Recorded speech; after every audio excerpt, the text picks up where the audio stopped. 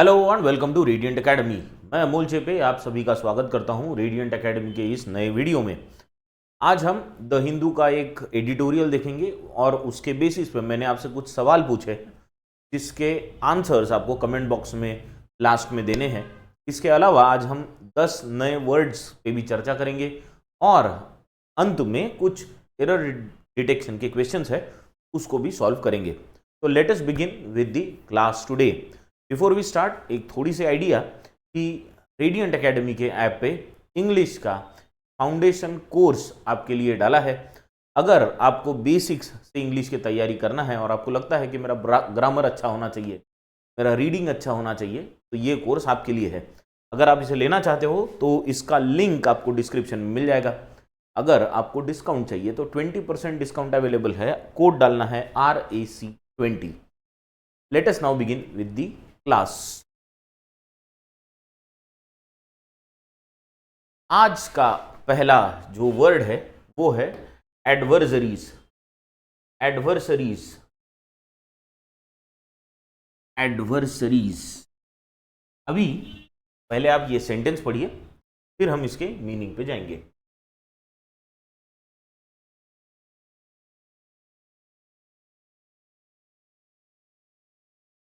Another related reason is that they are generally much better armed than their adversaries. दूसरा related reason ये है कि वो generally better armed होते हैं, मतलब उनके पास कुछ ज़्यादा हथियार होते हैं। किसके कंपैरिजन में? Better armed than their adversaries, यानी उनके जो अपोनेंट्स है, एनिमी है, दुश्मन है, उनसे ज़्यादा इनके पास हथियारों की संख्या ज़्यादा है।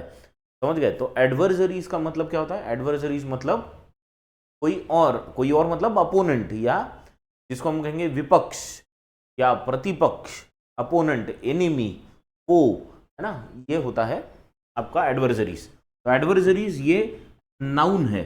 एडवर्सरीज यहाँ पे प्लूरल की तरह यूज किया गया है। इसको आप सिंगुलर की तरह भी यूज कर सकते हो। एडवर्सरी ये सिंगुलर की तरह भी यूज कर सकते हैं इसको। तो क्या होता है एडवर्सरीज? एडवर्सरीज यानी दोज हु कंटेंड विथ, यानी कंटेंशन में है, अपोज कर रहे। दो अलग अलग टीम्स है, दो अलग अलग टीम्स एक ही ट्रॉफी के लिए अगर खेल रही तो हम बोलेंगे दोनों कंटेंडर्स है।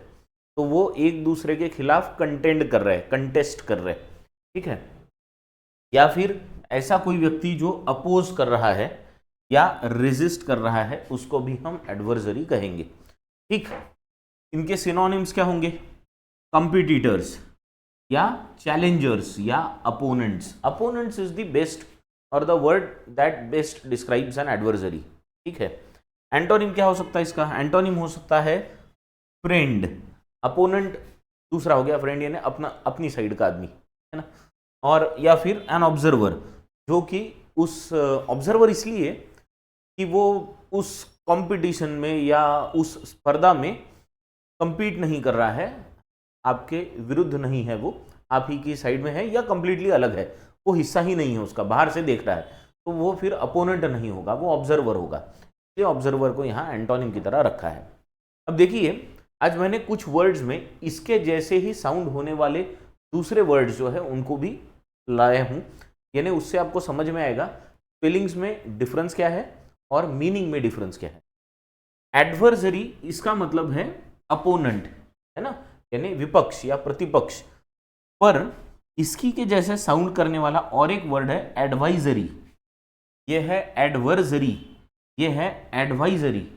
एडवाइजरी का मतलब है ऐसा लेटर या ऐसी सूचना जिसमें एडवाइस दी गई है। तो एडवाइस देना, है ना, उसी को बोलते हैं एडवाइजरी। तो एडवाइजरी का मतलब क्या होता है? एडवाइस देना किसी को ना, और उसके लिए कोई लेटर देना तो या सूचना देना, तो उसको हम एडवाइजरी कहते हैं। जैसे गवर्नमेंट ने एडवाइजरी दी है कि बारिश बहुत हो रही है, बाहर मत निकलना, ये सरकार की एडवाइजरी है, बराबर है। और सरकार के एडवर्सरी कौन है? जो विपक्ष में बैठे हैं वो सरकार के एडवर्सरी है। समझ गया डिफरेंस? एडवाइजरी अलग है, एडवर्सरी अलग है, ठीक। चलो नेक्स्ट वर्ड पे जाएंगे, yes, to the next word. अगला वर्ड है इमिनेंट। इमिनेंट, अभी इमिनेंट का सेंटेंस पढ़ेंगे। Where failure seemed imminent, the typical response was a defensive resort to criticism. जब उनको ध्यान में आया कि अपना फेलियर होने ही वाला है, इमिनेंट का मतलब क्या होता है? ऐसी चीज या ऐसी घटना जो होने ही वाली है, और वो भी बहुत जल्दी, यानी इन द रीसेंट फ्यूचर अगर कोई चीज होने ही वाली है तो उसको हम इमिनेंट कहेंगे, है ना। तो उनको फेलियर बहुत इमिनेंट लग रहा था। अभी देखो, फेलियर के बारे में इमिनेंट बता रहा है, मतलब ये एडजेक्टिव है। तो क्या हुआ, जब उनको लगा कि फेलियर होने ही वाला है, तो टिपिकल रिस्पॉन्स वाज, उनका टिपिकल रिस्पॉन्स क्या था कि रिजॉर्ट टू क्रिटिसिज्म, यानी अब तुम क्रिटिसाइज करना शुरू कर दो। जब उनको लगा कि अपन हारने ही वाले हैं या अपनी हार होने ही वाली है, तो उन्होंने क्रिटिसाइज करना शुरू कर दिया, गालियां देना शुरू कर दिया या नुक्स निकालना शुरू कर दिया। तो इमिनेंट का मतलब क्या होता है? ऐसी घटना या ऐसा कुछ भी जो रिसेंट फ्यूचर में होने ही वाला है, दैट इज कॉल्ड इमिनेंट। तो इमिनेंट एक एडजेक्टिव है, something likely to happen very soon, बहुत जल्दी कुछ होने वाला है ऐसा। तो सिनोनिम क्या है? कमिंग, ने समथिंग इज कमिंग, कोई थंडरस्टॉर्म इज इमिनेंट, ऐसा अगर बोल दिया तो थंडरस्टॉर्म आने ही वाला है अभी, ठीक है। लूमिंग का मतलब हम बोलते हैं ना, वो the black clouds are looming over the head.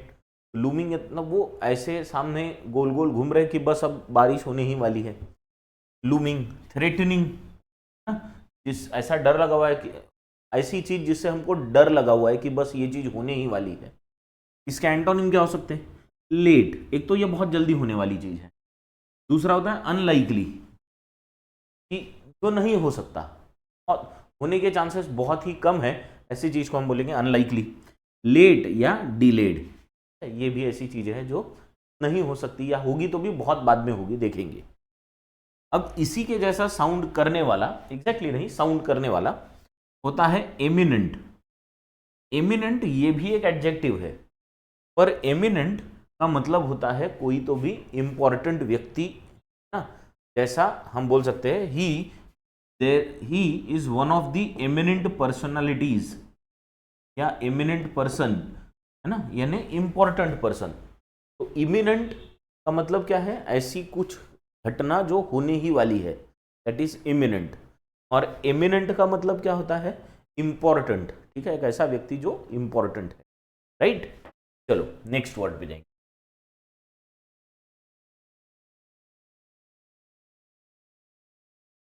Next, the painting.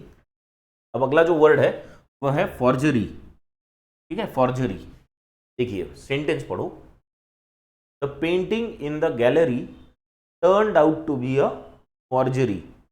ये जो गैलरी में पेंटिंग लगी हुई है वो एक फॉर्जरी है, है नहीं, वो टर्न्ड आउट टू बी, यानी पेंटिंग जो गैलरी में लगी थी वो एक्चुअली एक फॉर्जरी थी। फॉर्जरी थी मतलब वो नकली थी, या किसी अच्छी पेंटिंग की वो कॉपी की गई थी, वो भी इल्लीगली कॉपी की गई थी। तो किसी चीज को इल्लीगली कॉपी करना, उसको हम बोलेंगे फॉर्जरी की गई है। तो फॉर्जरी, फॉर्ज करना या फोर्ज करना, इससे वर्ड आया है ना, फोर्ज। आपने देखा होगा नेशनल ज्योग्राफिक पे एक कार्यक्रम आता है फोर्ज्ड इन फायर, है ना, जिसमें वो हथियार वगैरह, तलवारें, बंदूकें वगैरह सब बनाते हैं, ठीक है ना। तो फोर्ज मतलब कुछ तो भी बनाना, उसी से बाद में वर्ड आया फोर्जरी। फोर्जरी यानी नकली कॉपी बनाना। आपने शायद ऐसा सुना होगा, फोर्ज्ड सिग्नेचर, यानी किसी की सिग्नेचर को कॉपी करना, है ना, और गलत इस्तेमाल करने के लिए। तो वो सिग्नेचर को हम क्या बोलेंगे? इट्स अ फोर्ज्ड सिग्नेचर, यानी वो उस व्यक्ति ने की हुई सिग्नेचर नहीं है, किसी और की सिग्नेचर है, तो that is a forged signature.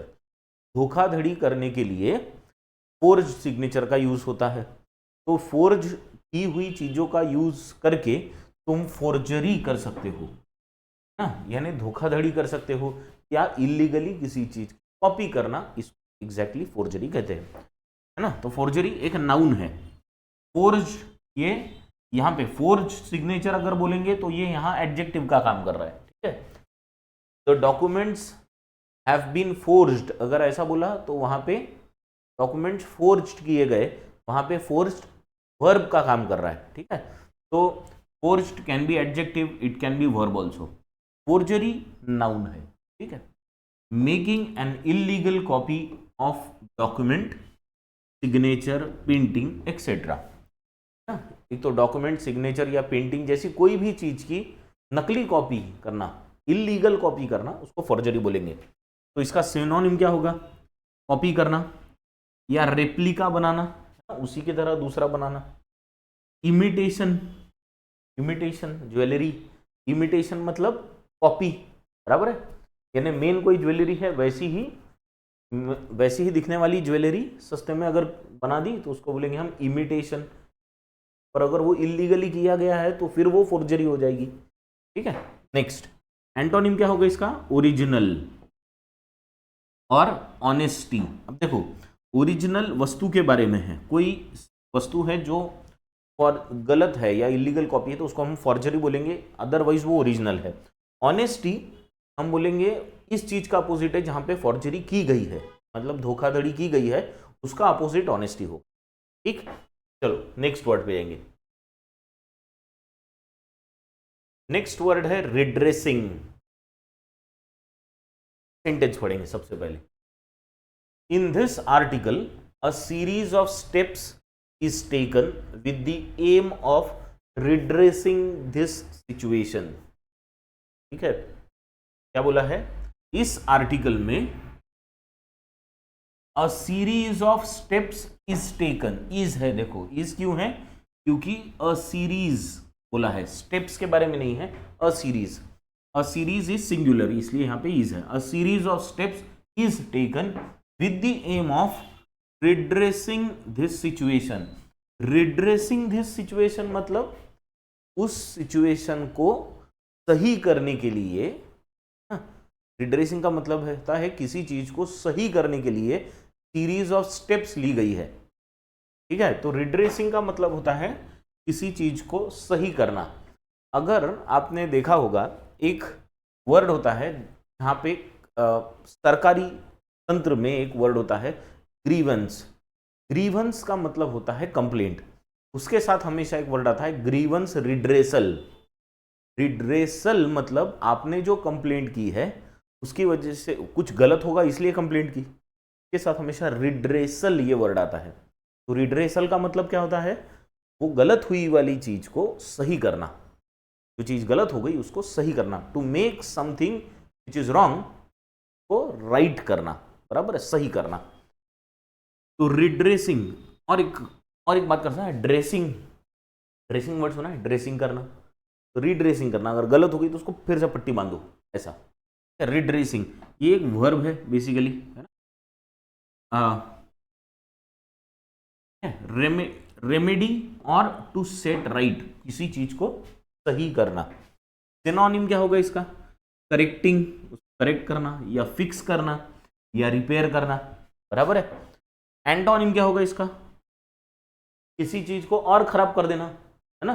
पहले तो अगर उस चीज को तुम सही कर रहे हो तो वो रिड्रेसिंग करना हो गया, या फिर उस चीज को और खराब कर रहे हो तो वो उसका एंटोनिम हो गया। जैसे डैमेज करना, डिस्ट्रॉय करना, किसी चीज को हार्म करना, है ना। तो harming, damaging, destroying can be antonyms of redressing. ठीक, क्लियर? ये नया word redressing, very interesting word, अच्छा वर्ड है। चलो नेक्स्ट वर्ड पे जाएंगे। Next word is pertinent.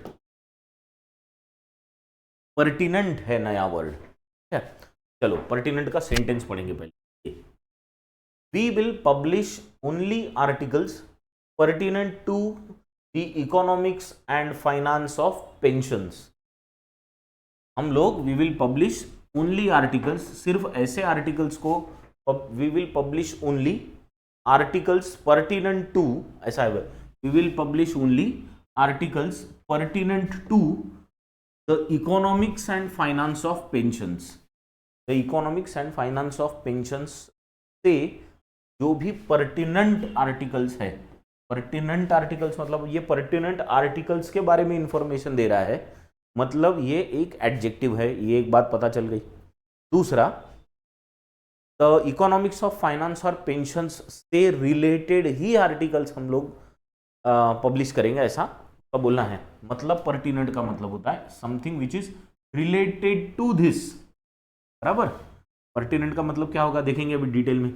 Relating directly to the subject being considered, pertinent का मतलब है something that is related to the subject being considered. किसी भी बात के बारे में अगर हम बात कर रहे हैं, उससे रिलेटेड चीज के बारे में बात करना मतलब पर्टिनेंट बात करना। फॉर एग्जाम्पल, अगर मैं आपसे फॉर्जरी के बारे में चर्चा कर रहा हूं, ठीक है, और आप फॉर्जरी से ही रिलेटेड मुझे क्वेश्चन पूछ रहे हैं, तो मैं बोलूंगा this your question is pertinent to what I am telling you. आपका सवाल बिल्कुल रिलेटेड है जिस विषय पे मैं बात कर रहा हूं। ऐसा भी हो सकता है कि मैं किसी विषय पे बात करूं और आपका जो प्रश्न है वो उस बात से बिल्कुल रिलेटेड नहीं है, तो ऐसे समय पे हम क्या बोलेंगे, it is not pertinent to what I am saying right now. आप जो बोल रहे हो वो पर्टिनेंट नहीं है। पर्टिनेंट नहीं है मतलब रिलेट नहीं कर रहा है, जो रिलेटेड बात है वो बोलो, है ना। पर्टिनेंट का मतलब होता है मुद्दे की बात बोलना, जिस बात पे चर्चा हो रही है उससे रिलेटेड कुछ बोलना, यानी पर्टिनेंट बोलना, ठीक है। सिनोनिम क्या हो गया इसका, रिलेटिंग, अभी बोला अपन रिलेटिंग डायरेक्टली, तो रिलेटिंग तो आई गया। अप्लीकेबल, है ना, ये एप्ट नहीं है, वर्ड है एप्ट, ये ओ नहीं होना चाहिए, the word is apt.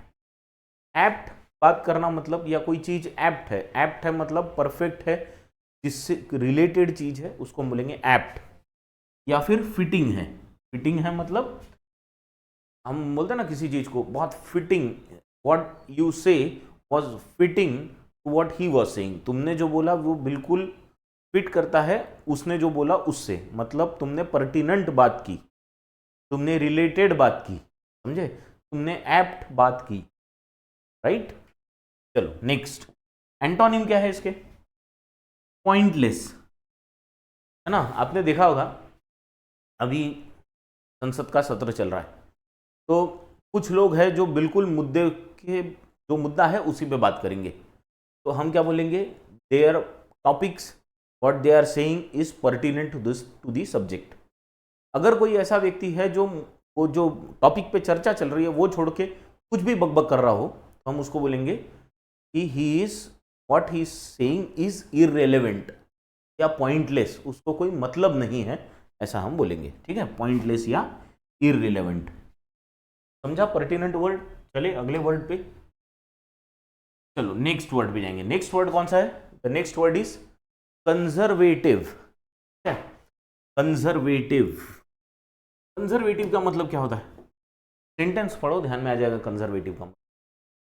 Older people tend to be more conservative and a bit suspicious about and a bit suspicious of anything new. Older people tend to be more conservative, है ना।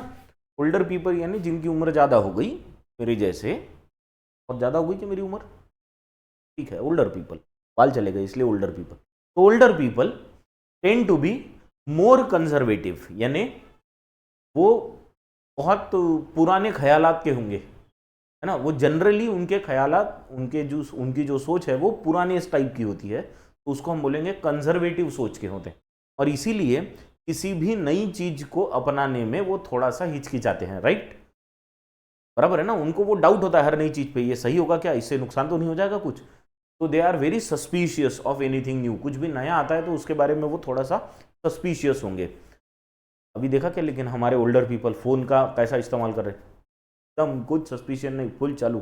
तो this is, they are not suspicious right now, but generally with new things they are more suspicious. Why, because they are a bit conservative, थोड़ा सा सोच, थोड़ी सी सोच जो है वो पुरानी होती है, या हम उसको ऑर्थोडॉक्स सोच कहते हैं, ठीक है, इनको बोलेंगे कंजर्वेटिव। तो कंजर्वेटिव कौन होगा? किसी व्यक्ति के बारे में बात करेंगे हम तो उनको उसको बोलेंगे कंजर्वेटिव, है ना। तो कंजर्वेटिव कौन होगा? एडजेक्टिव हो गया ये। नॉट यूजुअली लाइकिंग और ट्रस्टिंग चेंज, इनको जो कंजर्वेटिव होता है ना उसको चेंज जल्दी बहुत ज़्यादा पसंद नहीं, उसमें भी स्पेशली सडन चेंज, अचानक से अगर कोई चीज़ बदल रही है तो वो जनरली चेंज नहीं होते। ऐसे व्यक्तियों को हम बोलेंगे दे आर कंजर्वेटिव, ठीक है। तो इसका सिनोनिम क्या होगा? ऑर्थोडॉक्स। ऑर्थोडॉक्स सोच वाले या ट्रेडिशनल सोच वाले या कन्वेंशनल सोच वाले, तो इनको हम, ये थॉट प्रोसेस है बेसिकली, है ना। कंजर्वेटिव होना या नहीं होना ये थॉट प्रोसेस का हिस्सा है। जैसे for example as a society, as an Indian society, same sex marriage के बारे में इंडियन सोसाइटी के क्या थॉट्स है उस पर डिसाइड होगा कि हम लोग कंजर्वेटिव है या नॉन कंजर्वेटिव है। जैसे इंडियन सोसाइटी जनरली अगर इस बारे में बात करेंगे तो बहुत ज़्यादा एक्सेप्टेबल नहीं होगी। ऐसे केस में हम कह सकते हैं कि इंडियन सोसाइटी इज कंजर्वेटिव, पर बहुत सारी कंट्रीज ऐसी हो सकती है जो कहेगी कि नहीं ये ठीक है, जो भी आ रहा है नया इट इज़ ओके, चलने दो, है ना, लेट द पीपल लिव, उनको जैसा रहना रहने दो। ऐसी सोसाइटीज को हम क्या कहेंगे कि दे आर प्रोग्रेसिव या दे आर नॉन कंजर्वेटिव, ठीक है। उनको फिर कुछ लोग ब्रॉड माइंडेड भी कह सकते हैं या प्रोग्रेसिव भी कह सकते हैं, but they are of course not traditional या ऑर्थोडॉक्स थॉट वाले। समझ गए? यहां तक क्लियर है? चलेंगे अगले वर्ड पे। The next word that we have is reformist. This is a very interesting word as it is related to conservative, not related to, it is exactly opposite of conservative. देखो sentence पढ़ो, ध्यान में आएगा तुम्हारे। The party succeeded because their reformist leadership was market oriented. अभी देखना क्या बोला है? The party succeeded because their reformist leadership was market oriented. Reform, देखो रिफॉर्मिस्ट में कौन सा वर्ब है? पहला वर्ड है फॉर्म और फिर बोला है रिफॉर्म, यानी नया बनाना। अब रिफॉर्मिस्ट लीडरशिप कैसी होती है? ऐसी लीडरशिप जिनको नई नई आइडियाज, नए थॉट्स ये सारे लाने की आदत है, या वो सारे नई नई चीजें लाना चाहते हैं, उनको बोलेंगे हम रिफॉर्मिस्ट लीडर या रिफॉर्मिस्ट व्यक्ति। ऐसा कोई भी व्यक्ति जो चेंजेस लेके आए उसको बोलेंगे हम रिफॉर्मिस्ट, ठीक है। तो रिफॉर्मिस्ट का मतलब क्या हो गया? द पर्सन, यहां द होना चाहिए, the person who introduces new methods, ideas और कंसेप्ट्स। ऐसा व्यक्ति जो नए आइडियाज और कंसेप्ट्स लेके आए। अभी देखो हमने अभी कंजर्वेटिव देखा, कंजर्वेटिव में तो चेंजेस और सडन चेंजेस को वो एक्सेप्ट नहीं करने वाला इस कंजर्वेटिव हो जाता है, ये तो खुद नए चेंजेस लाने वाले हैं। तो रिफॉर्मिस्ट ये कंजर्वेटिव का अपोजिट हो गया। हम बोल सकते हैं कि एक कंजर्वेटिव है और एक रिफॉर्मिस्ट है, वो दोनों एक दूसरे के एडवर्सरीज हो गए। क्या होगा? एक दूसरे के एडवर्सरीज, देखा था ना आज ये वर्ड, एडवर्सरीज हो गए। सिनोनिम क्या हो सकता है रिफॉर्मिस्ट का? पायोनियर। पायोनियर का मतलब ऐसा व्यक्ति जो कुछ तो भी नई शुरुआत करे, जैसे Dada Saheb Phalke, he was the pioneer of the Indian film industry. Film industry में वही पायनियर थे, उन्होंने शुरुआत की, फिर बाकी लोगों ने उनको फॉलो किया। या मॉडर्नाइजर, नई सोच वाले। एंटोनिम क्या होगा? कंजर्वेटिव। रिफॉर्मिस्ट का एंटोनिम इज कंजर्वेटिव, बराबर है, या फिर ट्रेडिशनल। समझ गया? रिफॉर्मिस्ट, कंजर्वेटिव, दोनों वर्ड्स आई थिंक आपको क्लियर हो गए होंगे। चलो अब चलेंगे नए वर्ड पे। नया वर्ड है बार्ड। बार्ड, चलो let us read the sentence, फिर हम लोग मीनिंग देखेंगे इसका। Because of his involvement in the adversaries campaign, adversary ये वर्ड आया बना यहाँ पे। Because of his involvement in the adversaries campaign he was board from entering the office. क्योंकि उसकी इन्वॉल्वमेंट थी एडवर्सरी के कैंपेन में, एडवर्सरी मतलब अपोनेंट, अपोनेंट के कैंपेन में गया, इसलिए उसको ऑफिस में आने से बार किया गया। बार किया गया मतलब मना किया गया, बराबर है ना, मना किया गया, मत आओ भाई तुम उसी के कैंपेन में जाओ। समझ गए? तो बार करना, टू नॉट अलाउ उसको हम बोलेंगे बार्ड। बार्ड एन एडजेक्टिव, मतलब होता है फॉरबिडन या not permitted. You are not permitted to enter the office. देखो, not permitted to enter the office, but वही अगर बार्ड यूज किया तो you are barred from entering the office. तो देखो, बार्ड के साथ फ्रॉम लग रहा है, परमिटेड के साथ टू लग रहा है। प्रीपोजिशन ऐसे ही सीखे जाते हैं, है ना। वो कौन से वर्ड के साथ कौन सा प्रीपोजिशन लगता है, ये रीडिंग से ही पता चलेगा, समझे। तो you are barred from entering the office, ऐसा होता है। सिनोनिम्स क्या होंगे इसके? प्रोहिबिट हो गया, यानी to not allow. Ban, banned करना यानी बैन कर देना। एंटोनिम क्या होगा इसका? अलाउ करना, है ना। पहले होता है डिसअलाउ करना, मतलब बार करना, फिर अलाउ करना मतलब उसका एंटोनिम हो गया। या परमिसिबल, परमिसिबल का मतलब परमिशन देने से है, किसी को परमिट करना, तो this is antonym of barred. चले अगले वर्ड पे। हाँ चलो, the next word we have is alleviate. Alleviate, देखो, alleviate is different than elevate. आपने एलिवेट ये वर्ड सुना है ना, मैंने नीचे दिया भी है, ये सिमिलर साउंडिंग वर्ड है एलिवेट। सिमिलर साउंडिंग, एलिवेट ये अलग है, इस पे हम लोग बाद में चर्चा करेंगे, पहले एलिविएट देख लेते। सेंटेंस पढ़ो। Programmes have been put in place to alleviate the plight of the unemployed. Unemployed, unemployed का मतलब क्या है? बेरोजगार। अब बेरोजगारों का जो दुख है, प्लाइट, प्लाइट का मतलब होता है दुख, दर्द, है ना। तो बेरोजगारों का जो ये दुख और दर्द है, उसको दूर करने के लिए, एलिविएट का मतलब क्या होता है? दूर करने के लिए programmes have been put in place, यानी प्रोग्राम्स बनाए गए हैं या उनको शुरू किया गया है या कार्यान्वित किया गया है। तो programmes have been put in place to alleviate the plight of the unemployed. ये ऐसा वर्ड है जिससे सरकारें बनी बिगड़ी है, एलिविएट। आपने वर्ड सुना होगा गरीबी हटाओ। गरीबी मतलब पॉवर्टी और हटाओ मतलब एलिविएशन, इसी का नाउन फॉर्म है एलिविएशन। तो एलिविएशन मतलब निर्मूलन, हटाओ, समझ गए। तो हटाना, दूर करना इज एलिविएट। तो देखो क्या बोला, to free from burden, Hindustan पे जो ये गरीबी का बोझ है को दूर करना मतलब पॉवर्टी एलिविएशन, राइट। तो दूर करना। सिनोनिम क्या होंगे इसके? लिबरेट, मुक्त करना, है ना। अगर बर्डन अगर हटा दिया जाए तो तुम लिबरेट हो जाओगे, मुक्त हो जाओगे, है ना। गेट रिड ऑफ, रिड यानी हटाना, किसी चीज को दूर करना। Absolve, same meaning. एंटोनिम क्या होगा इसका? और बोझा बढ़ाना, पहले ही हालत खराब है उसमें और हालत खराब करना, यानी एग्रीवेट करना। एग्रीवेट, एग्रीवेट यानी पहले ही प्रॉब्लम्स है और बढ़ा दिए तो वो एग्रीवेट हो गए प्रॉब्लम। या खराब चीज को और खराब करने के लिए एक अच्छा वर्ड है, वो है एग्जैजरबेट।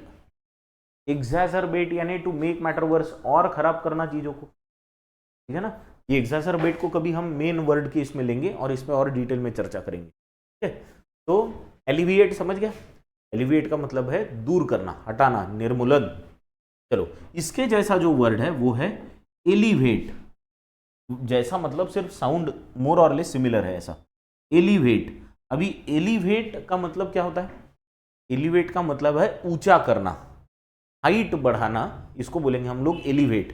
वैसे हाइट और एलिवेशन ये दो वर्ड्स में डिफरेंस है, बराबर है। Elevation is from sea level, height जो होती है वो अभी जहां खड़े हो तुम वहां से ऊपर तुम्हारी हाइट है, और एलिवेशन का मतलब है मीन सी लेवल से, तो वहां से ऊंचाई, तो टोटल ऊंचाई की हम बात करेंगे, है ना।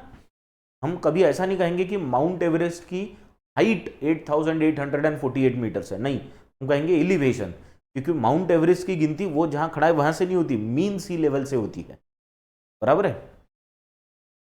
तो आ गया होगा ध्यान में। तो एलिवेट मतलब हाइट से रिलेटेड, ऊंचाई से रिलेटेड वर्ड है, वेयर एज एलिविएट ये किससे रिलेटेड है? निर्मूलन से, हटाने से रिलेटेड, ठीक है। चलो नेक्स्ट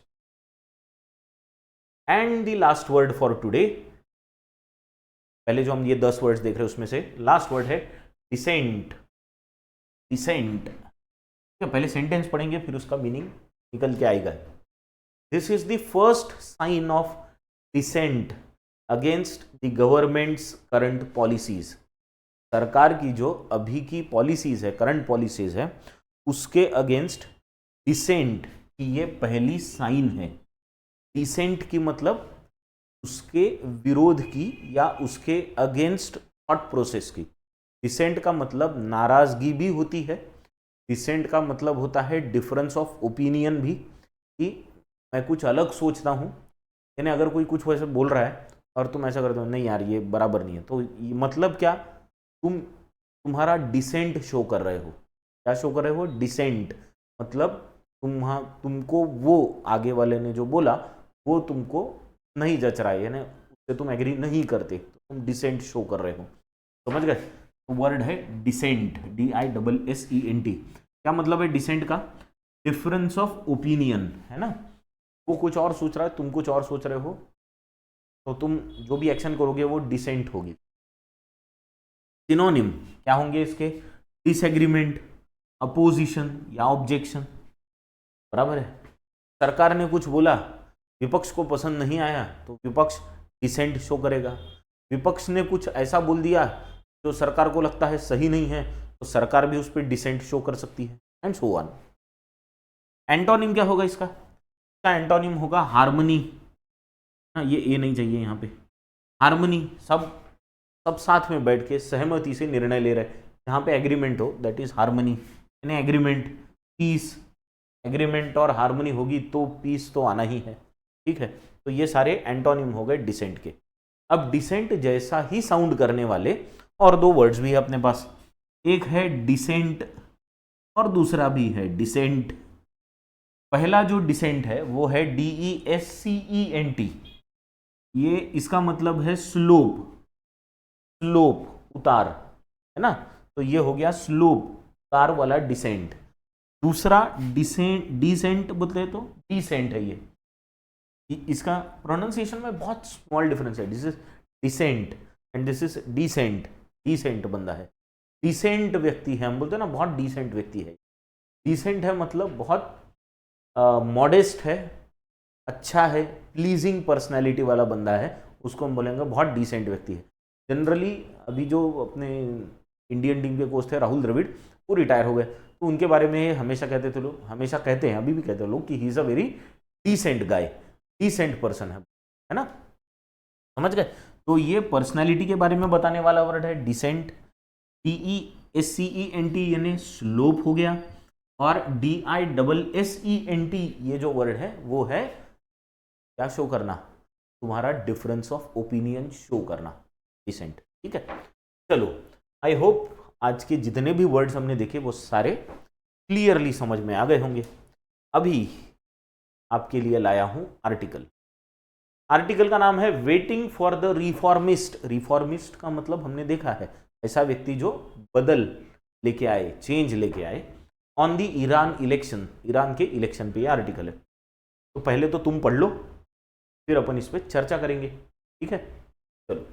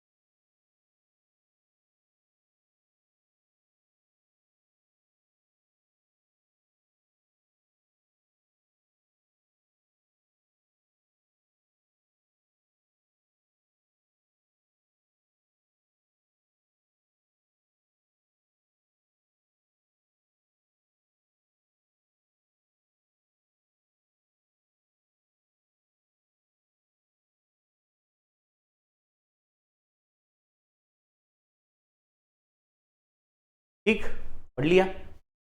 अगर नहीं पढ़ा होगा तो यहाँ पॉज करके फिर से पीछे जाके पढ़ लेना। ठीक है, चलो let us now read the passage together. लिखेंगे, हाँ क्या बोला है?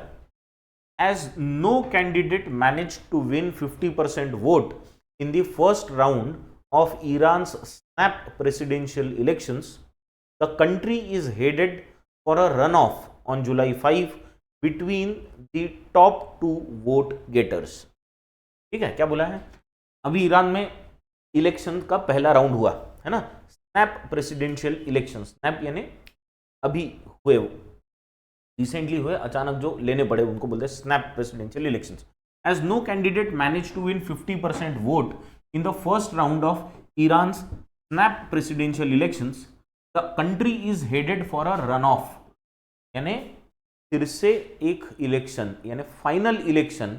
रन ऑफ का मतलब, यहाँ पे रन ऑफ का मतलब है फाइनल इलेक्शन, एक फिर रन ऑफ होगा यानी फाइनल इलेक्शन होगा on July 5 between the top two vote getters. किसी को 50% मिले नहीं थे, तो टॉप टू वोट गेटर्स के बीच में अभी फिर से लड़ाई होगी। तीसरे नंबर पे जो आया था उसको निकाल दिया जाएगा, ऐसा उसका मतलब होता है। कौन कौन है top two vote getters? Reformist Masoud Pezeshkian and conservative Saeed Jalili. देखो अभी हमने दोनों वर्ड्स देखे थे। रिफॉर्मिस्ट यानी ऐसा व्यक्ति जो चेंज लाने की कोशिश कर रहा है या चेंज लाना चाहता है, और कंजर्वेटिव यानी ऐसा व्यक्ति जो थोड़ा सा ऑर्थोडॉक्स है, वो जनरली बहुत जल्दी इतने फास्ट चेंजेस नहीं चाहता। ठीक है, तो ये थॉट प्रोसेस की बात है दो व्यक्तियों के, है ना। तो दो वोट गेटर्स के बीच में इलेक्शंस होंगे अभी 5 जुलाई को, है ना। इसके बीच में होगा रिफॉर्मिस्ट का नाम क्या है? मसूद पेजेश्कियान, और कंजर्वेटिव कौन है? Saeed Jalili. Mister Pezeshkian a surgeon, एक तो ये डॉक्टर है, सर्जन है, and a lawmaker. Lawmaker का मतलब वो ऑलरेडी वहां की पार्लियामेंट का हिस्सा है। लॉ मेकर मतलब ऐसा व्यक्ति जो नियम कायदे बनाता है। नियम कायदे कौन बनाती है? हमारी संसद। तो संसद में जो व्यक्तियों को, लोगों को चुन के हमने भेजा है, उनको हम लॉ मेकर्स कहते हैं। ठीक है, तो a surgeon and a lawmaker who was the minister of health, है ना, हेल्थ मिनिस्टर थे ये, in the government of reformist president Mohammad Khatami, won 42.5% votes. Mister Pezeshkian ये कौन है? एक सर्जन है, एक लॉ मेकर भी है, और ये हेल्थ मिनिस्टर थे। इनके पहले मतलब 2-4 सरकारें पहले, 2-4 इससे पहले प्रेसिडेंट मोहम्मद खतामी, इनकी जब सरकार थी तो उसमें ये हेल्थ मिनिस्टर थे। अब ये खुद वो प्रेसिडेंट की इलेक्शन में है, तो इसीलिए अब उनको 42.5% वोट्स मिले। तो क्या बोलते हैं, मेजॉरिटी नहीं मिली, 50% नहीं मिले। फाइल मिस्टर जलीली जो है वो ईरान के फॉर्मर चीफ न्यूक्लियर निगोशिएटर है। He is former chief nuclear negotiator. Nuclear deals वगैरह जब करने की बात होती है तो उसमें निगोशिएशंस करने पड़ते, बराबर है, बातचीत करनी पड़ती, डील करनी पड़ती। तो उस वक्त ईरान की साइड रखने के लिए कौन जाता था? मिस्टर जलीली जाते थे, है ना। तो अब इन दोनों के बीच में वो इलेक्शन होने वाला है। तो उनको पहले राउंड में कितने वोट मिले? Got 38.8% vote. ठीक है, अब क्या बोला है? कंजर्वेटिव पार्लियामेंट स्पीकर, अभी पार्लियामेंट में जो स्पीकर है और वो कैसे है? कंजर्वेटिव है। तो यहां पे दूसरे कंजर्वेटिव आ गए। कौन? Conservative parliament speaker Mohammad Bagher Ghalibaf finished third with 13.8% vote share. तो 13.8% वोट के शेयर के साथ मोहम्मद बकर कलीबाफ ये थर्ड पे है। मतलब अब क्या होगा? ये कंपटीशन से हट जाएंगे। 5 जुलाई को जो इलेक्शन होगा उसमें मसूद पेजेश्कियान और सईद जलीली ये दोनों लड़ेंगे। ठीक, चलो next. The election which was necessitated by President Ibrahim Raisi's death in a helicopter crash in May is taking place at a crucial time. क्या बोला है? ये जो इलेक्शन है इसकी जरूरत क्यों पड़ी, नेसेसिटेटेड क्यों हुआ था, by president Ibrahim Raisi's death in a helicopter crash. Helicopter में वो ट्रैवल कर रहे थे और हेलीकॉप्टर क्रैश हो गया जिसमें प्रेसिडेंट इब्राहिम रईसी, ईरान के जो प्रेसिडेंट थे, उनकी डेथ हो गई और इसी वजह से उनको अब नया प्रेसिडेंट चूज करना है, इसलिए ये इलेक्शंस लेने पड़ रहे है ना। Is taking place at a crucial time. Crucial का मतलब इंपॉर्टेंट, हाँ बहुत हमने ये वर्ड देखा भी है, crucial, at a crucial time, important time for Iran, Iran के लिए बहुत इंपॉर्टेंट टाइम है। ठीक है, इसको ऊपर कर लेंगे फिर बाकी पढ़ेंगे। There is much public anger, public का एंगर है, देखो there is much public anger amid economic hardship and heightened cultural policing. Amid, इसके बीच में, एमिड यानी बीच में, एक there is much public anger, एक तो पब्लिक में गुस्सा बहुत है और वो गुस्सा और किसके बीच में है, एक तो इकोनॉमिक हार्डशिप है यानी लोगों के पास पैसे की कमी है, एंड हाइटेंड कल्चरल पोलिसिंग, और कल्चरल पोलिसिंग बहुत ज़्यादा है ईरान में। कल्चरल पोलिसिंग का मतलब वहाँ पे ऐसा है कि तुम बहुत मॉडर्न नहीं रह सकते, कंजर्वेटिव थॉट प्रोसेस आ गई है बहुत ईरान में, बहुत मॉडर्न नहीं रह सकते, तो पुलिस रहेगी, तुमने अगर ढंग के कपड़े नहीं पहने पब्लिक प्लेस में तो तुमको जेल में डाल दिया जाएगा, ऐसी जो चीज़ें होती है उसको बोलते हैं cultural policing. Heightened cultural policing, बहुत ज़्यादा कल्चरल पोलिसिंग है वहाँ पे। Iran is facing pressure to rein in, ये वर्ड देखना, हाँ, to rein in its proxies, mainly Yemen's Houthis and Lebanon's Hezbollah, particularly after Israel Hamas war began. Iran पे और प्रेशर है, काय का प्रेशर है, to rein in, rein in का मतलब है कंट्रोल करना, रेन इन का मतलब क्या है, कंट्रोल करना, किसको कंट्रोल करना, इट्स प्रॉक्सीज, प्रॉक्सीज यानी अपने जैसे या अपने नाम पे किसी कोई और काम कर रहा है उसको हम बोलेंगे प्रॉक्सी, बराबर है, यानी मेन तो चीज नहीं रहेगी वैसी ही दूसरी चीज उसको हम बोलेंगे प्रॉक्सी।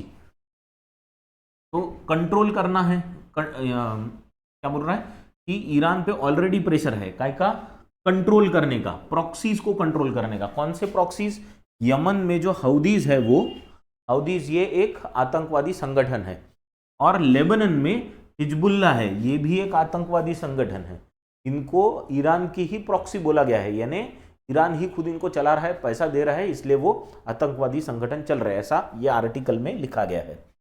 पर्टिकुलरली आफ्टर, इनको कंट्रोल करने के लिए क्यों बोला गया है, क्योंकि बहुत एग्रेसिव हो गए, इनकी एक्टिविटी बहुत बढ़ गई है, कब से, particularly after the Israel Hamas war began, Israel और हमास में जब से वॉर शुरू हुआ है तब से इनकी एक्टिविटी बढ़ गई और इसलिए इनको रोकने के लिए ईरान पे प्रेशर है, काफी प्रेशर है। ठीक है, तो this is the first paragraph. अभी सेकंड पैराग्राफ ये रहा, आप ये सेकंड पैराग्राफ पढ़ो, फिर अपन इस पे चर्चा करेंगे।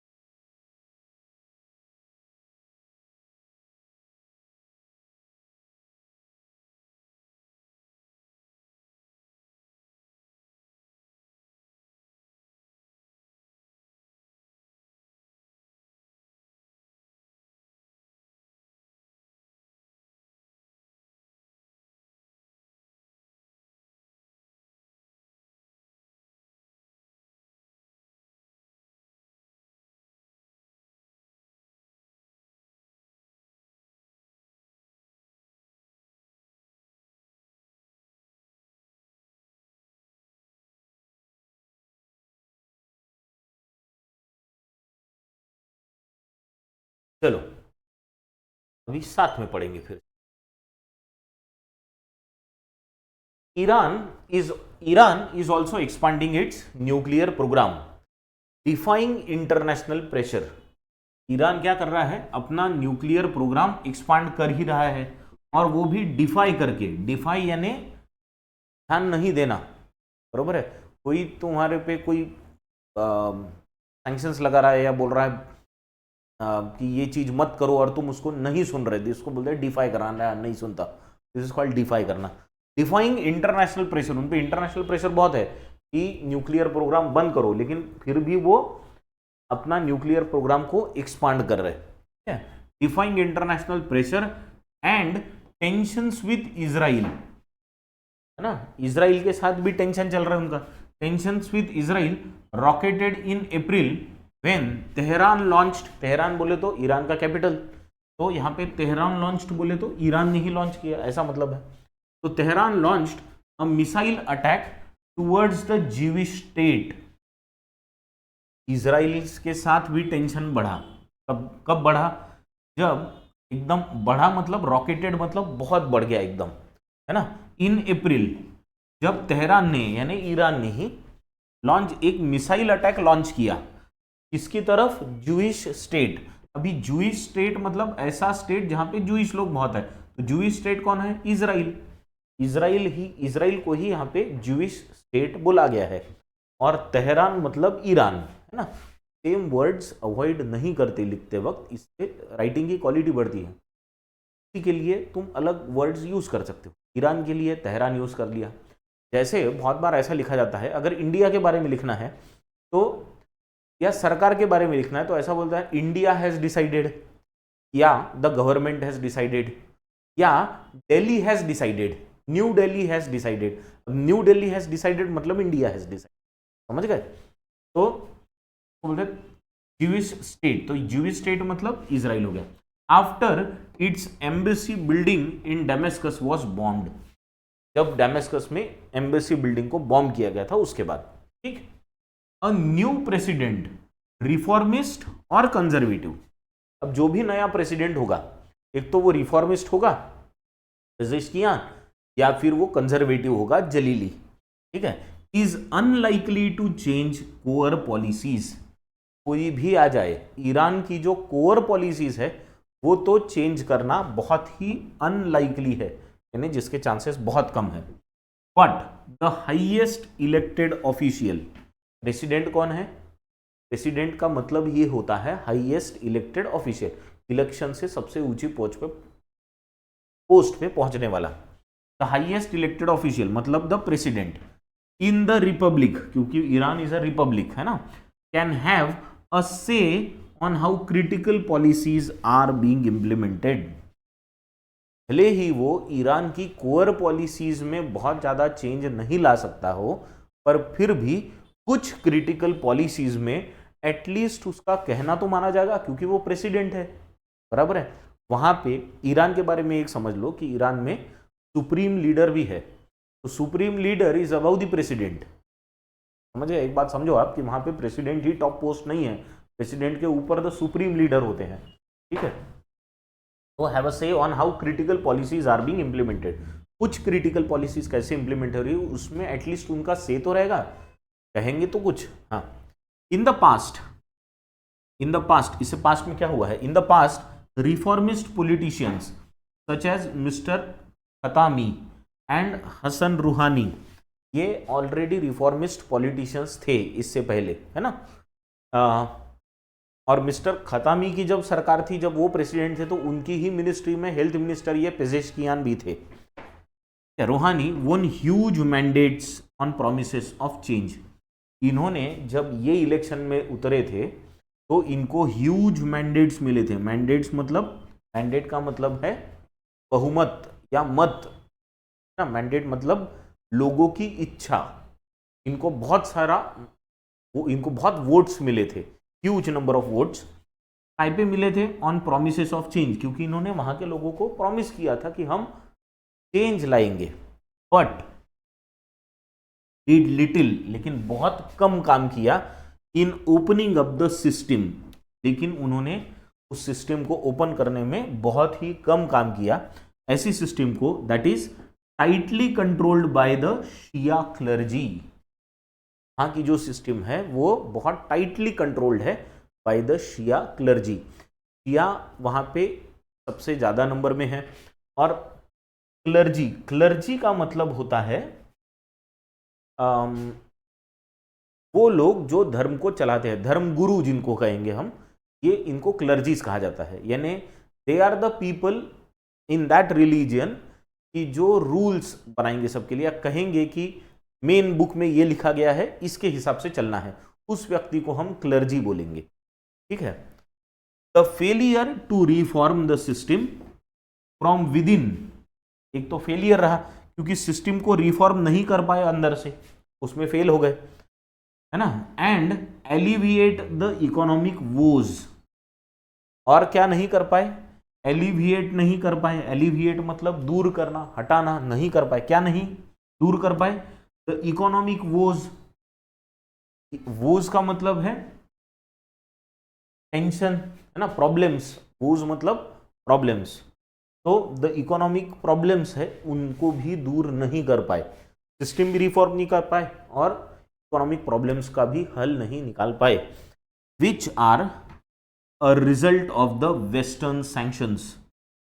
वेस्टर्न कंट्रीज जो है उन्होंने जो सैंक्शंस लगाई है ईरान पे, सैंक्शंस का मतलब होता है बंधन। किसी चीज बंधन यानी कोई चीज अलाउ नहीं करना, उसको बोलेंगे सैंक्शंस लगा देना, कि हम तुम्हारे साथ व्यवसाय नहीं करेंगे, हम तुम्हारे साथ बिजनेस नहीं करेंगे। सारे western countries, no one will come to you, no one will work with you. ये करने से क्या हो जाएगी कि तुम्हारी इकोनॉमी नीचे नीचे आएगी, क्योंकि वेस्टर्न कंट्रीज बहुत बड़ा मार्केट है ना। तो ये मार्केट में अगर वो आपसे डील नहीं करेंगे तो आपकी इकोनॉमी पे असर पड़ने वाला है, बराबर। तो वेस्टर्न सैंक्शंस लग गए। क्यों? क्योंकि वेस्टर्न कंट्रीज ने बोला था इंटरनेशनल प्रेशर के अंडर कि बोले तुम्हारा न्यूक्लियर प्रोग्राम को टोन डाउन करो या बंद करो, पर इन्होंने नहीं सुना, इसलिए वेस्टर्न कंट्रीज ने इनके साथ डील करना बंद कर दिया, जिसकी वजह से इकोनॉमिक प्रॉब्लम्स शुरू हो गए। तो अब दो प्रॉब्लम्स है, एक तो सिस्टम को भी रिफॉर्म करना है, दूसरा इकोनॉमिक प्रॉब्लम्स है उसको भी एलिविएट करना है, कुछ भी नहीं हो रहा। ठीक है। They have turned sections of the electorate, sections of the electorate मतलब जनता, जनता को अपैथेटिक बना दिया। अपैथेटिक मतलब ऐसे कि जिनको अभी पूरी सिस्टम पे भरोसा नहीं है और इंटरेस्ट भी नहीं है। एपैथी से वर्ड बना है। अपैथी मतलब निरुत्साह, है ना, कोई उत्साह नहीं है, जो होना यार कुछ चेंज नहीं होने वाला, ये ऐसा ही है, इसको बोलते हैं अपैथी। अपैथी से ही वर्ड बना है अपैथेटिक। ठीक है। There was a time when Iran's clerical rulers would invoke high participation of voters as a measure of popular, ऊपर कर लेता हूं पहले, as a measure of popular legitimacy of the revolutionary regime। एक समय ऐसा था, देयर वॉज अ टाइम, एक समय ऐसा था कि ईरान के जो ये क्लरिकल रूलर्स थे, ये बहुत ज़्यादा लोगों को वो रिवोल्यूशनरी रिजिम होने की वजह से बहुत ज़्यादा लोगों को वो वोटिंग के लिए उकसा सकते थे, उनमें एनर्जी भर सकते थे, भरते थे। एक समय था जब बहुत सारे लोग वोटिंग में हिस्सा लेते थे क्योंकि उनको चेंज होगा ऐसा लगता था, इसलिए लोग वोटिंग में हिस्सा लेते थे। पर अब क्या हो गया कि वहीं के लोगों को लगने लगा कि अब यार कुछ होना नहीं है, वोटिंग से भी चेंज नहीं होना है, तो अब उन्होंने वो सारा भगवान भरोसे छोड़ दिया। Revolutionary regime which is partly representative and fully theocratic, है ना। ये एक तो पार्टली रिप्रेजेंटेटिव भी है और फुली थियोक्रेटिक भी, यानी कंजर्वेटिव है, जैसा लोगों को चाहिए वैसा नहीं कर रहा है, बहुत ज़्यादा कल्चरल पॉलिसिंग है, बहुत सारे प्रॉब्लम्स है। चलो नेक्स्ट, आखिरी पार्ट है छोटा सा, इसको पढ़ लो फिर हम इसको भी समझेंगे।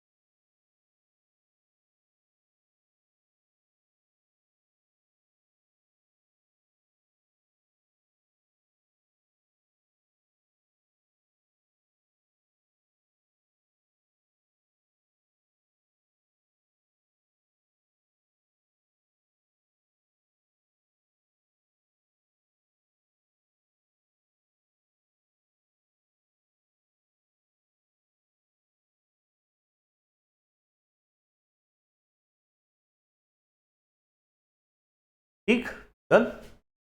चले आगे, लास्ट पार्ट क्या है? लास्ट पार्ट में if the voter turnout was above 80% इन 2009 में 80% वोटर टर्नआउट था। It was a record low this year, इस साल तो एकदम रिकॉर्ड लो है, 39.9%, यानी 40% पे आ गया, आधा। This is not a surprise, ये कोई सरप्राइज नहीं है। All branches of the state, state का मतलब यहां पे कंट्री की बात हो रही है ना। All branches of the state, इस कंट्री की जितनी ब्रांचेस है, यानी सारे डिपार्टमेंट, सारी ministries, are under conservative control, इन पे एक कंजर्वेटिव कंट्रोल है।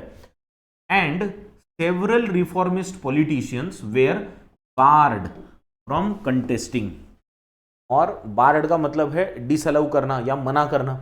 तो बहुत सारे तो रिफॉर्मिस्ट पॉलिटिशियंस ऐसे थे कि जिनको कंटेस्ट करने से, इलेक्शन में हिस्सा लेने से ही मना कर दिया गया, क्योंकि कंजर्वेटिव ने सोच लिया था कि ये बहुत ज्यादा नंबर्स में आ गए तो गड़बड़ हो जाएगी, तो इनको पहले ही मना कर दो, है ना। तो conservatives were barred from contesting.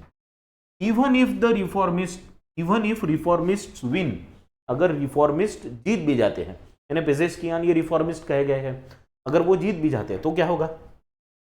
They are constrained by unelected institutions such as the office of the supreme leader, है ना।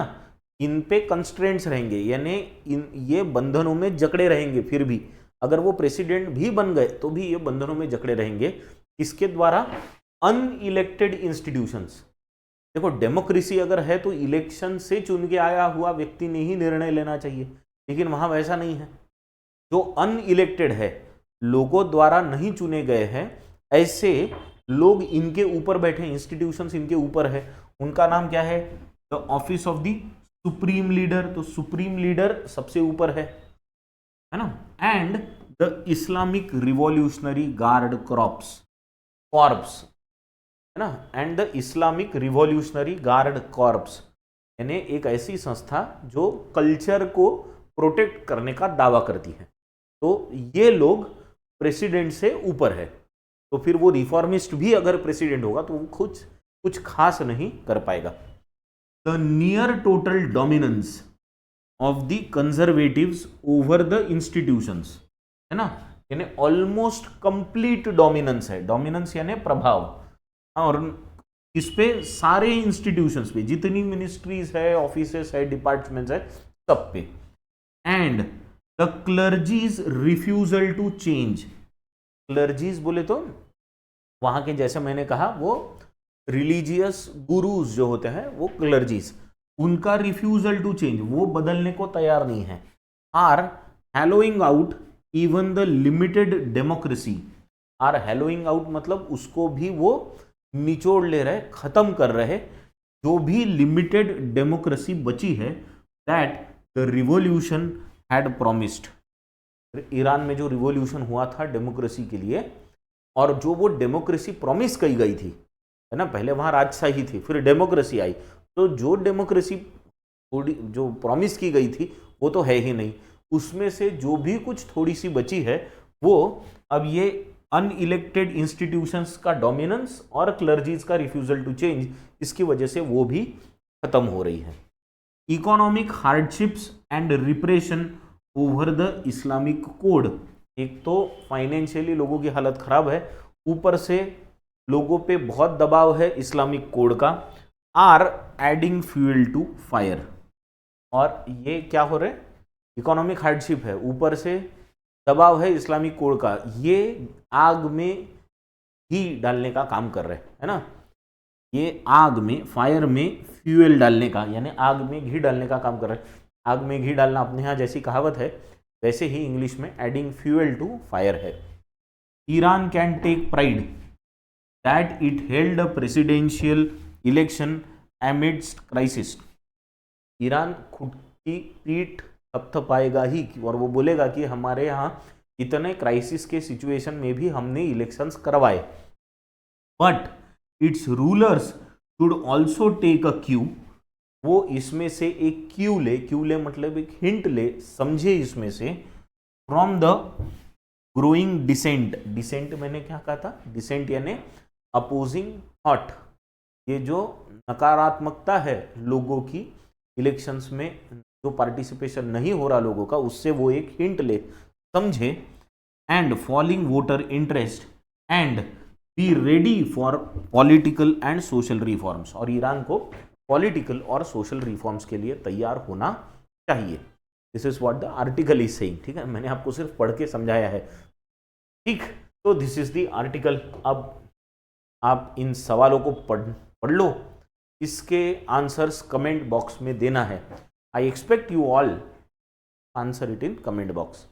चलो, पहला क्वेश्चन है, according to passage what are the reasons for public anger in Iran. Iran में public anger के कारण क्या है? रीजंस फॉर पब्लिक एंगर, है ना, ऑफ नहीं होना। ठीक है, ये पहला क्वेश्चन। तो ऑप्शंस दिए गए हैं, उनमें से only one and two, only 2 and 3, only 3 and 4, all of these, इनमें से एक चूज करना है। सेकेंड क्वेश्चन है, according to the passage Houthis and Hezbollah are participating in which war. वो किस वॉर में हिस्सा ले रहे? ठीक है, तो ये पार्टिसिपेटिंग इन विच वॉर चाहिए, उधर पार्टिसिपेटिंग के बाद उस पर ध्यान दे रहा। Next question number 3, which of the following word has the closest meaning to the word clergy. Clergy जो वर्ड हमने 2-3 बार देखा, उसका सबसे सिमिलर वर्ड कौन सा है? यहाँ के दिए गए ऑप्शंस में से वो आपको चूज करना है। नेक्स्ट क्वेश्चन नंबर 4 है, which of the following options has the same meaning as the phrase in the bold. एक फ्रेज दी गई है, adding fuel to fire. Bold में ये फ्रेज दी गई है, एडिंग फ्यूएल टू फायर। इसका मतलब क्या होता है? इस ऑप्शन आपको चूज करना है। बहुत इजी क्वेश्चंस डाले मैंने आज। Question 5, why was there a very low voter turnout in recently conducted elections in Iran. Iran में अभी जो ये इलेक्शन हुए उसमें वोटर टर्नआउट बहुत कम था, इसके कारण क्या है ये आपको बताना है। ठीक, यहां तक एकदम क्लियर। चलो, let us now solve some very easy questions of error detection.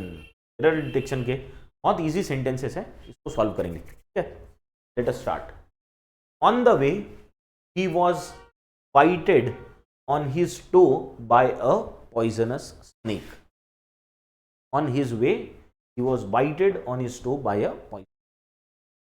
देखो, यहां पे कोई भी सेंटेंस अगर सामने आता है तो सबसे पहले वर्ब देखना चाहिए। वर्ब है बाइट का पास्ट टेंस, बाइटेड का बाइटेड दिया है। अभी ये देखो कि आपका सब्जेक्ट ये बाइट करने की एक्शन कर रहा है कि नहीं कर रहा है। ही बाइट कर रहा है कि पॉइजनस स्नेक बाइट कर रहा है? तो आपका ही बाइट करने की एक्शन नहीं कर रहा। मतलब अगर सब्जेक्ट दी हुई एक्शन नहीं कर रहा होता है तो वो सेंटेंस होता है पैसिव। ये बात को समझो, अगर सब्जेक्ट दी हुई एक्शन नहीं कर रहा तो सेंटेंस पैसिव है, और अगर सेंटेंस पैसिव है तो उसमें टू बी के साथ में वर्ब का थर्ड फॉर्म होना जरूरी है। यहां पे टू बी का फॉर्म तो दिख रहा है, was is form of to be, तो ये तो है, लेकिन V3 नहीं दिख रहा है, तो ये V3 यहां होना चाहिए था। तो आप यहां पे बाइट का V3 बिटन, BITTEN, ये अगर लगा देते तो सेंटेंस सही हो जाता। तो इस पार्ट में एरर है, बाइट में यहां पे एरर है। ये वॉज तो सही है, यहां पे कुछ गलत नहीं है, वॉज इज राइट, बाइट गलत है, यहां पे सॉरी, यहां पे बिटन होना चाहिए।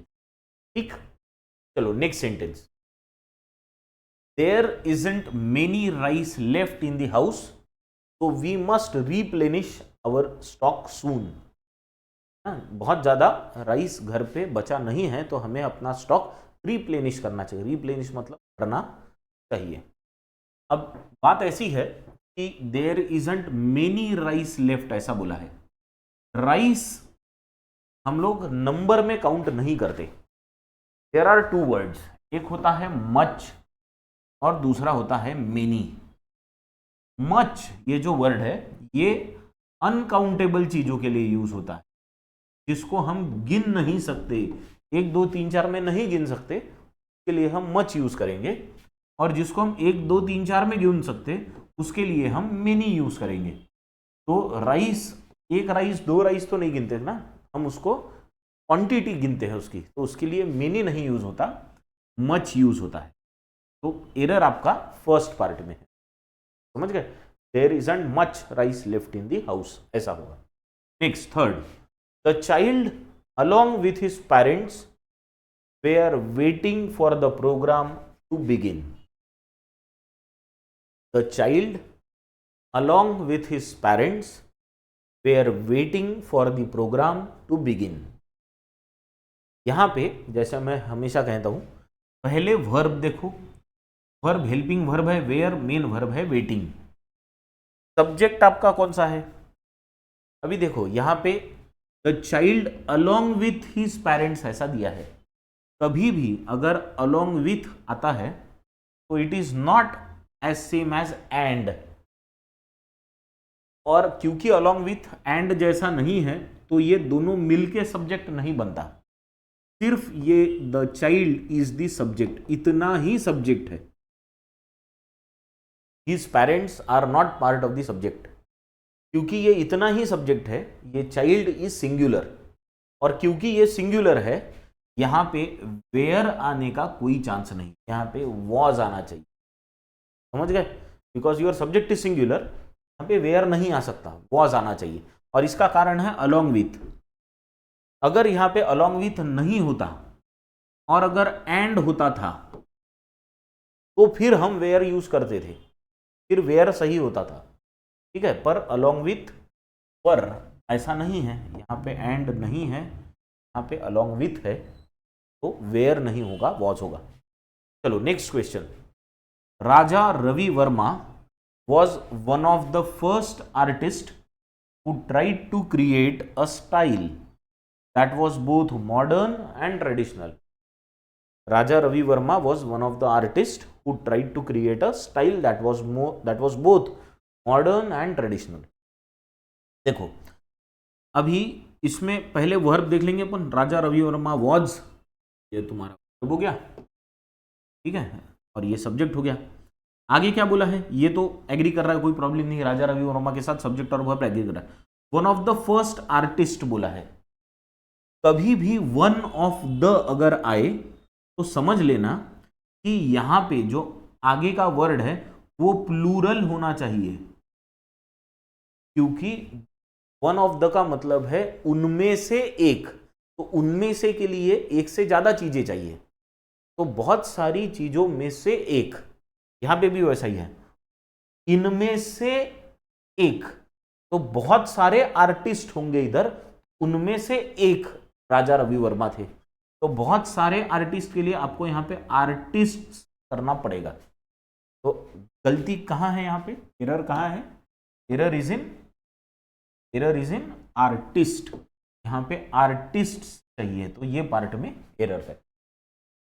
और final question, the reduction in the cost of education due to an increase in subsidies offer by the government is also seen as a reason to get more educated। क्या बोला है, the reduction in the cost of education due to an increase in subsidies offer by the government, offer by the government नहीं होगा, subsidies are offered, offered by the government is also seen as a reason to get more educated, है ना, तो यहां पे offer नहीं, offered by the government, क्योंकि ये ऑफर की गई है ऑलरेडी, है ना, इट हैज बीन डन, तो बाय द गवर्नमेंट अगर बोला तो यहां V3 होना जरूरी है, offered by the government, right. तो this is what we have in this session. तो जो भी आपने पैसेज पढ़ा और उसके बाद में जो क्वेश्चंस देखे हैं उसके आंसर्स कमेंट बॉक्स में डालना, ठीक है। तो let us stop here with this, thank you very much.